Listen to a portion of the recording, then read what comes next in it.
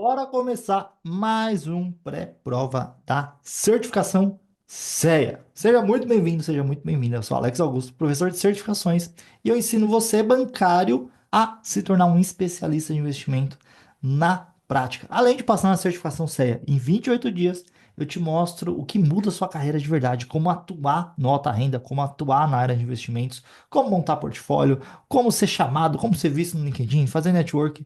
Então, a Operação CEA é muito mais do que só passar na certificação. E esse é meu objetivo aqui. Você certificado e pronto para o mercado. Certificação CEA não é só um papel para você deixar guardado no bolso, beleza? Então, na aula de hoje, eu trouxe algumas das questões que mais têm caído em 2025 na prova da CEA, tá? Meus alunos fazem as questões, trazem os feedbacks. Então, a gente percebeu que fundos de investimento já é o módulo mais cobrado na prova e tem caído muitas questões. Então, resolvi trazer algumas questões aqui para a gente calcular um pouquinho também de cota. Você vai ver que é bem tranquilinho, mas fica até o final, porque vai ter uma surpresa no final que vocês vão curtir demais. Deixa eu compartilhar a tela aqui. Ó, antes de entrar de fato aqui no conteúdo da aula, deixa eu deixar um recado, fazer um recado muito importante. Primeiro, porque a gente está no YouTube e eu não posso esquecer de pedir para vocês deixarem um like, se inscreve, é de grátis, não custa nada e ajuda demais. Você ajuda o coleguinha quando você compartilha e você ajuda o YouTube a entender que o conteúdo é de valor e agrega valor para as pessoas. Então, deixa seu like, se inscreve no canal para receber as notificações dos vídeos novos e compartilha esse vídeo com aquele seu amigo bancário que precisa sair do varejão e mudar o jogo na carreira dele, tá? O Código CEA é um evento gratuito online que vai acontecer no dia 2 de junho. Dia 2 de junho, 8 horas da noite. Eu vou te mostrar o caminho para você passar na CEA de primeira em 28 dias. Mas eu vou te mostrar por que que a CEA é só metade desse caminho. A CEA abre a porta, mas você tem que conseguir entrar nessa porta e fazer diferença. E é aí que entra o meu método, é aí que vai entrar essa Masterclass, onde eu vou te mostrar como atuar como um especialista de verdade. Então, se você é bancário, tem CPA 10, tem CPA 20, tá ali no varejo, sofrendo, se lascando com as metas, tendo que vender plano odontológico para banguela, este evento é para você. E se você não é bancário e sonha em entrar no banco já numa posição de destaque, também pode comparecer que vai ser muito bom. Então se inscreve, vem aqui na página, que eu estou muito bonito nessa página, inclusive, coloca seu e-mail, clica aqui no botãozinho, você vai responder uma pesquisa rapidinho, que é muito importante para eu te conhecer um pouco melhor e trazer um conteúdo de ainda mais de valor para você. E vem para o grupo exclusivo do WhatsApp. Tem um livro que eu preparei para vocês. Vocês vão baixar do Mindset dos Bancários. Vocês vão ganhar de presente esse livro. E lá no grupo também, todas as notificações, tudo que for informação relevante e importante para o evento vai chegar lá para vocês. Beleza? Então clica ali, não se esquece. E qualquer dúvida, manda aqui nos comentários. Alex, onde eu me inscrevo? Vai estar fixado aqui na descrição desse vídeo ou lá no meu Instagram, no @AlexDSAugusto. Beleza? Então bora trabalhar, agora que eu já dei os recados importantes. Vamos começar com cálculo, né, galera? Mas vocês vão ver que é bem tranquilo, mas é uma questão que cai bastante em prova, tá? Uma pessoa investiu a quantidade, deixa eu pegar uma canetinha de outra cor para vocês enxergarem melhor. Então, uma pessoa investiu aqui, ó, a quantidade de R$ 80.000 no dia 2 de janeiro, tá? Em um fundo de investimento renda fixa curto prazo. O valor da cota, quando ele aplicou, era de R$ 20. No dia 31 de maio de 2019, o valor da cota estava em R$ 21. Quando houve antecipação do imposto de renda, o Come Cotas, né? Com quantas cotas o investidor ficou após antecipar o imposto de renda? Então vamos lá, o que é o Come Cotas? Come Cotas. Lembra do Mano? Mano, Mano Menezes, tá? O Mano é o mês de maio e novembro. Então, todo último dia do mês de maio e novembro tem o Come Cotas. O que é isso? O fundo ele antecipa o imposto de renda, tá? E como que ele faz a antecipação? Ele pega seu dinheiro? Não, ele diminui a quantidade de cotas que você tem proporcional ao seu valor. É isso que a gente chama de come cotas, tá? Então, o que que a gente tem que fazer aqui? Como eu calculo isso? Vamos pensar o seguinte, ó. Ele investiu R$ 80.000, certo? Certo. Quanto que ele pagou em cada cota quando ele investiu? Cada cota estava custando R$ 20. Ou seja, não precisa nem da calculadora, né? Se nada estiver muito errado, ele tem 4.000 cotas, certo? Certo. Beleza. O que que aconteceu? O fundo valorizou, a cota valorizou e ela passou a custar R$ 21. Ou seja, R$ 21 vezes as 4.000 cotas que ele tem, né? Quanto que dá isso aqui? Dá 84.000, mas eu vou trazer HP aqui para vocês verem, tá? Então, ó, R$ 21 entra 4.000 vezes R$ 84.000, tá? Ou seja, quando houve a valorização da cota, ele passou a ter R$ 84.000, certo? Certo. Um lucro de 4.000, né? Show. Quando a gente está falando de um fundo de curto prazo, qual que é a alíquota do imposto de renda? A gente tem que saber disso. Longo prazo, 15%. Curto prazo, 20%. Precisa decorar? Precisa. É simples assim. Você tem que lembrar, tá? Curto prazo, a maior alíquota. Longo prazo, a menor alíquota. 20% em cima dos 84.000? Não, da rentabilidade. Dos 4.000, né? Então, 20% de 4.000 vai dar R$ 800. Mas, vamos lá. 4.000 entra 20%. R$ 800, certo? Então quer dizer que eu vou descontar esses R$ 800 dos 84.000? Não. O que que eu vou fazer? Eu vou transformar esses R$ 800 em cotas e aí eu vou subtrair a quantidade de cotas dele. Como assim? Ele tem R$ 800. Quanto custa cada cota? 21, não é? Então eu vou dividir esses R$ 800 por R$ 21. 21 divide. Ou seja, o come cotas dele aqui vai comer 38, marcar aqui em cima, tá? 38,09 cotas dele. Qual que é a pergunta? Com quantas cotas ele vai ficar? Então, 4.000 eu sei que não é, né? Que vai ter o come cotas, vai descontar. É só você fazer a conta. Ó. Você vai colocar aqui, ó, 4.000, que é a quantidade de cotas que ele tem, e subtrair. Ele vai ficar com 3.961 cotas e 90. É a letra A. Beleza?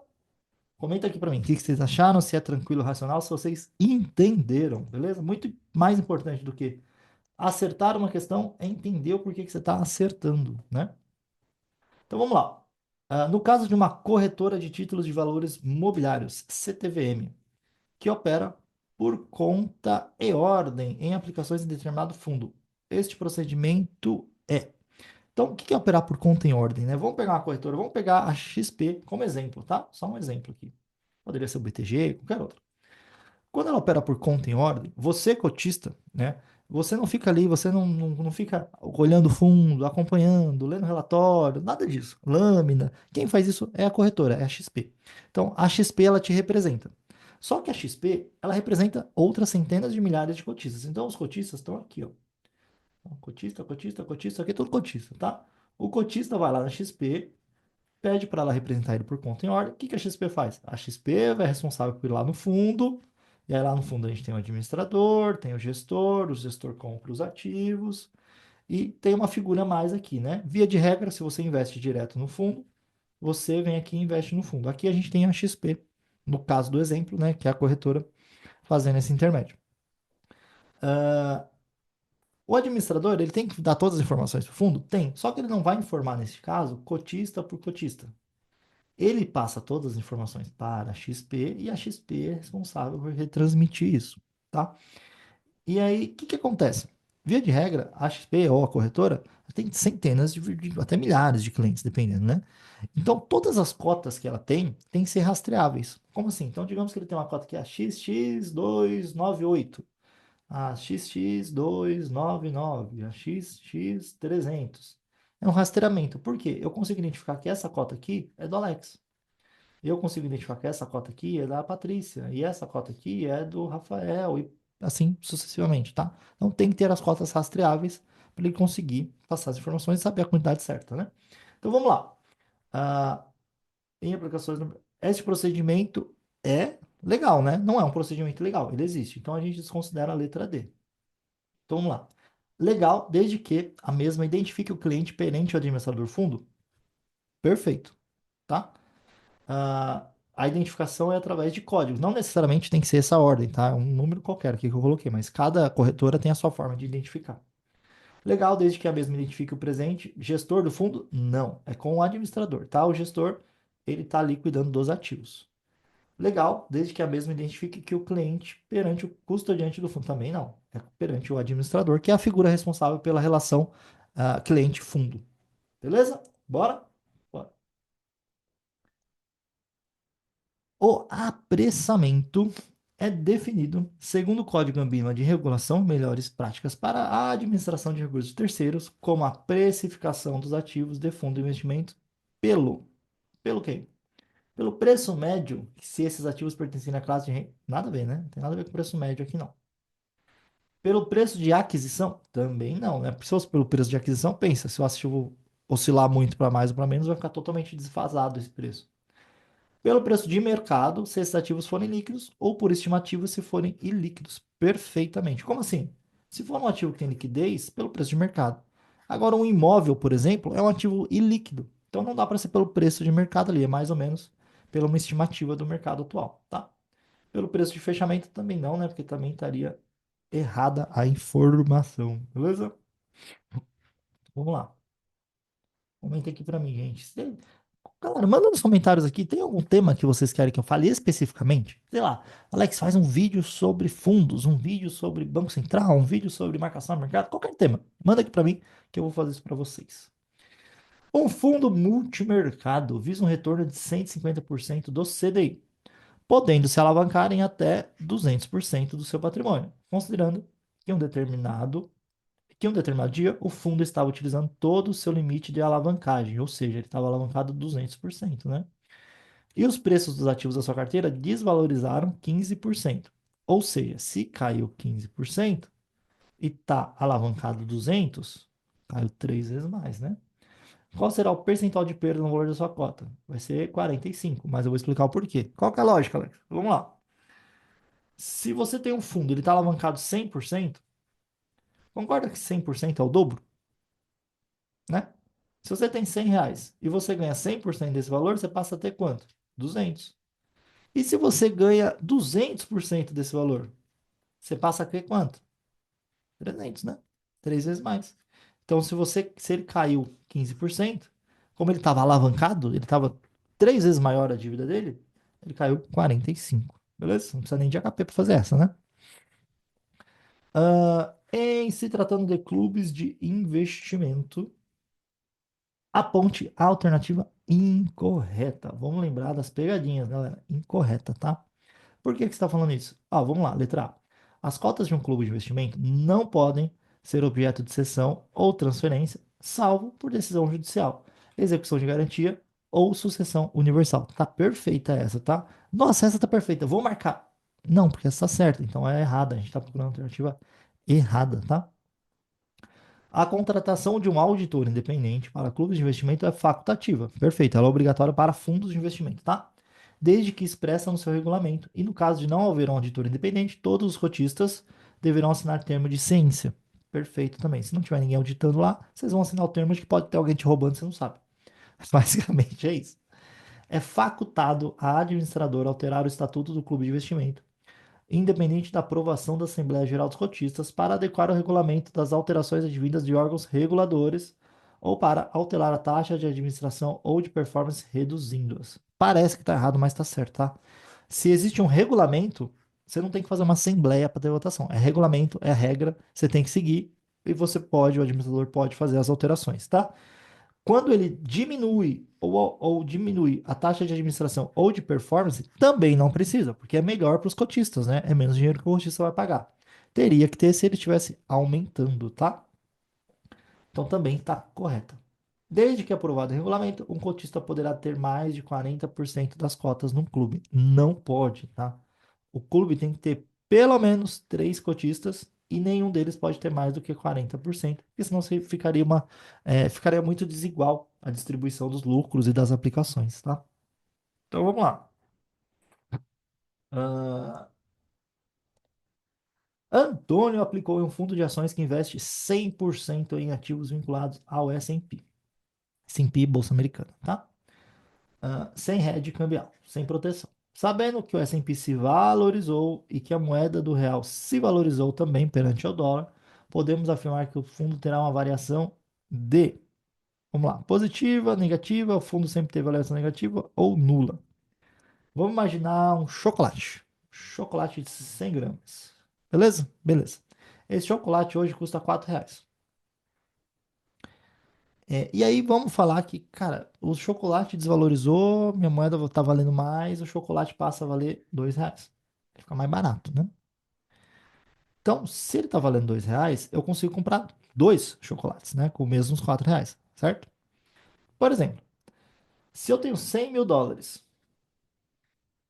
100.000, a R$ 4 é a mesma coisa que eu dizer que eu tenho R$ 400.000, certo? Certo. Agora, o dólar desvalorizou. Então, eu tenho US$ 100.000, só que o dólar passou a custar R$ 2. Eu não tenho mais 400.000, eu tenho 200.000. Beleza? Beleza. Então, o que que acontece? Se o S&P valoriza, tudo bem, eu ganho. Só que se o meu real valoriza também, o dólar fica mais barato. Ou seja, o que eu ganhei no S&P, eu perco na valorização do dólar. Beleza? Então vamos lá. Positiva se a valorização da moeda for maior que a variação do S&P. Não, seria o contrário, né? Negativa se a variação da moeda for menor que o S&P. Também não, né? Porque depende da variação da moeda e depende da variação do S&P também, tá? O fundo sempre terá variação negativa, pois ele não fez hedge cambial. Não, é verdade. Se o dólar, se ele tiver uma variação lá fora positiva e o dólar se valorizar, ele ganha. Nula se a variação da moeda for igual à variação do S&P. Exatamente. Então, se eles valorizarem e desvalorizarem o mesmo percentual, vai ser como se ele, o que ele ganhou de valorização do S&P, ele perde na valorização do real, na desvalorização do dólar, beleza? Então, acaba um anulando o outro. Por isso tem que tomar muito cuidado na hora de investir lá fora. Tem que ter muita estratégia, tá?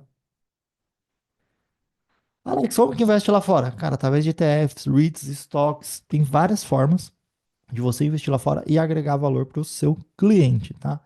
E é isso que eu vou ensinar para vocês. Uma das coisas que eu vou ensinar para vocês lá no dia 2 de junho é justamente isso. Como que você monta um portfólio para o seu cliente? Como que você distribui isso? Quais os percentuais? Como eu analiso o perfil do cliente? Como investir lá fora? Quais as... Tudo isso vocês vão aprender. A minha mentoria ela chama MBE, que é a mentoria bancário de elite. Eu te mostro como sair do varejo e se tornar um bancário de elite, um bancário diferenciado, que ganha de verdade, não fica atrás do balcão ali tomando pancada no varejo, tá? Então, se você quiser aprender não só a passar na ceia, ninguém quer passar na ceia, as pessoas querem o que isso te proporciona, que é a prática. A prática vai te proporcionar isso. Então você estuda para a CEA e termina isso pronto para o mercado. Você não precisa comprar um outro curso, uma outra mentoria, um MBA, blá, blá. Não, nada disso. Terminou a CEA, você é especialista. Então você tem que ter postura e posicionamento de especialista. E é isso que eu vou mostrar para vocês no dia 2, tá? Então se você não se inscreveu ainda, pausa o vídeo, ou quando terminar o vídeo, você clica no link da descrição aqui e se inscreve que vai ser gratuito e online. E outra, preencha a pesquisa para eu te conhecer, para eu saber quem está vindo, para no dia 2 ser muito mais direcional e muito mais rico para vocês, tá? E até porque você preenchendo a pesquisa, você vai ganhar um livro que eu escrevi sobre o mindset do bancário de elite, beleza? Então, ó, vamos continuar. Segundo a Receita Federal, para o investidor pessoa física domiciliado no Brasil, os prejuízos apurados no resgate das cotas de um fundo de investimento em ações pode ser compensado com rendimentos em resgates posteriores de todos os fundos que possuam a mesma alíquota do imposto de renda, outros tipos de fundos de investimentos classificados como renda variável pela Receita Federal, nada a ver isso aqui. Outros fundos de investimento que possuem a mesma classificação, perfeito. Todos os fundos de investimento, não, todos não, tá? E nem todos os investimentos também não, né? Porque, sei lá, fundo ele vai querer compensar numa ação, por exemplo, num FII, não pode. Então ele tem que compensar isso em outros fundos de investimento que possuem a mesma classificação pela Receita, beleza? Isso não só o fundo de ações, todos eles. Vamos lá. A compensação de prejuízo de um fundo de investimento ocorre no Come Cotas? Não, né? O Come Cotas só tira dinheiro, lembra? Maio e novembro. Em qualquer tipo de fundo de investimento do mesmo administrador? Também não, não é qualquer fundo. Na ocasião da declaração imposto... Não, também não tem nada a ver. Para fundos da mesma classificação e mesmo regime tributário e do mesmo administrador. Exatamente. Você pode compensar por isso. Então, por exemplo, você tem um fundo renda fixa, que é do mesmo administrador ali, e teve prejuízo, você consegue compensar isso. Os fundos de investimento em direitos creditórios FDICs, após 90 dias da sua constituição, devem possuir um valor mínimo investido em direitos creditórios. Desta forma, o valor aplicado do seu patrimônio líquido deste ativo é de. Isso mudou recentemente, tá? Então, lá em final de 2023, a gente teve a ICVM 175 de 2023, onde os fundos passaram a ter o mesmo CNPJ, diferença de classe, subclasse, e muitas regras foram alteradas, tá? Uma delas foi que, antigamente, um fundo para ser considerado um FDIC, depois de X período da sua constituição, ele tinha que ter um mínimo de valor em direitos creditórios. Antigamente, era o quê? Ele, depois de, em até 180 dias, depois da constituição, ele tinha que ter pelo menos 1 milhão em direitos creditórios. Isso mudou recentemente. Caiu tudo pela metade, tá? Como assim? Agora são 90 dias, opa, 90 dias e 500 mil. Então, até 90 dias depois, ele tem que ter pelo menos 500 mil em direitos creditórios. 90 dias ele já deu aqui não enunciado, né? E a letra C é a opção correta. Beleza? Blá, blá, blá. Vamos lá, canetinha. O tipo de estrutura financeira que é destinada a um grupo determinado de investidores que tenham entre si vínculo familiar, societário ou que pertençam ao mesmo conglomerado ou grupo econômico ou que, por escrito, determinem esta condição. É um clube? Não. É uma carteira administrada? Também não, né? É um fundo exclusivo? Não. É um fundo reservado, né? Fundo exclusivo é o que tem um cotista, a carteira administrada foi aquele exemplo da corretora que eu dei. O clube de investimento, união de pessoas de pelo menos três, tá? Desde que nenhum tenha no mínimo 40%. Então, isso aqui é um fundo reservado, onde um grupo reservado de pessoas faz uma panelinha ali, tipo os legendários se juntam para fazer um fundo só deles, beleza?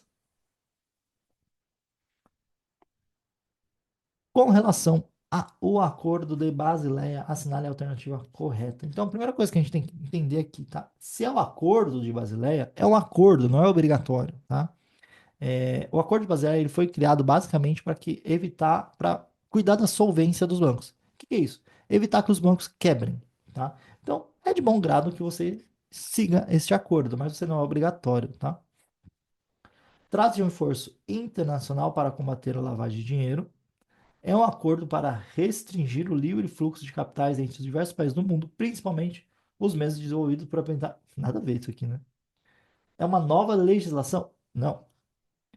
É um acordo que resulta de um esforço internacional que tem como objetivo diminuir o risco de crédito do sistema bancário ao adotar percentuais mínimos de capitais dos bancos. Perfeito. Tá? Diminuindo o risco de crédito, você cuida da solvência, tá? Não tem nada a ver com lavagem de dinheiro. Lavagem de dinheiro é o Tratado de Viena, né? Foi lá de 88, o Brasil aderiu em 98. Beleza? Certo? Deixa eu parar de compartilhar aqui. Galera, então é isso. Espero que vocês tenham gostado dessas questões. São questões que caem sempre nas provas, tá? Então fica de olho, pratica. Se tiver dúvida, manda aqui nos comentários. Não esquece, ativa o sininho, compartilha esse vídeo que é super importante. E se inscrevam para o código CEA, que vai acontecer dia 2 de junho, às 8 horas. Que eu garanto que eu vou ajudar vocês a mudar a carreira bancária de vocês, a sair de onde vocês estão hoje e para onde vocês querem, do jeito certo, sem decoreba, sem sofrimento também, beleza? Então é isso, tamo junto, fiquem com Deus, valeu!